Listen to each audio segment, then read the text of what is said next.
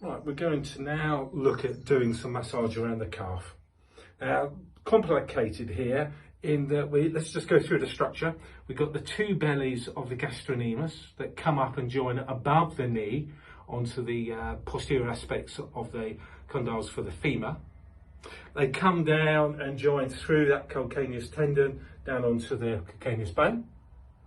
If we take the gastrocnemius on, then we've got the soleus. Now, soleus, bit meaty, gets its name after a fish.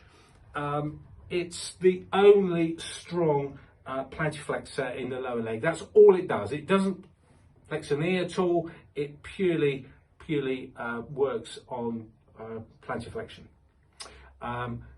It's more meaty on the outside than it is on the inside.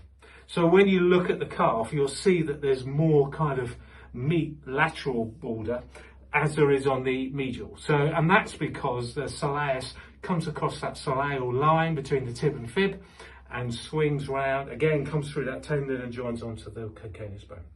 So how we massage these two is really important. Start with a straight leg.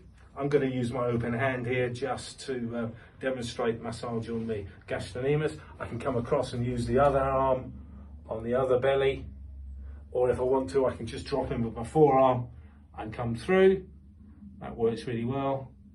If I want to do some straightforward finger work, I can do that up between the two bellies. Be cautious here, it can be really tender and sore for people. So just work with that 1 to 5, 2s and 3s, that kind of stuff. Obviously I'm doing these moves after I've done the normal warm-up moves.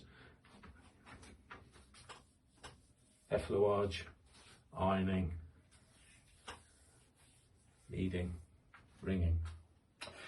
Okay, so now we've done some, let's get some movement in. So I'm going to use the towel now over the ankle.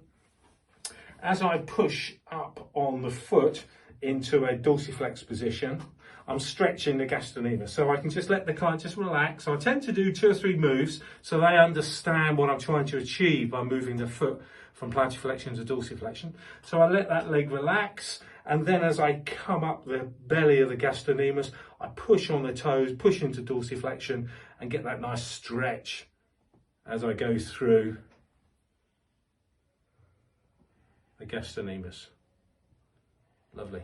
Now, if I want to assess and make sense of what's going on with the soleus, then I do this with a bent knee. So I bring the leg up, I drop my leg on the couch, cover my leg, I bring the foot back down. So now I've got a bent knee, so the gastrocnemius is now in a place where it can't be stretched, and I'm really focusing my work on the soleus. So then I can push into this plantarflexion position.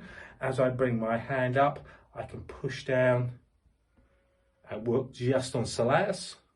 I'm doing this passively, but if I wanted to, I could ask Judith, just hold that position for me. As I come up, just bring your toes up to your face. And as she does that, then I can do this in a active position with my fist. Or if I want to, I can draw on my forearm as well. Whatever's comfortable for you. Okay.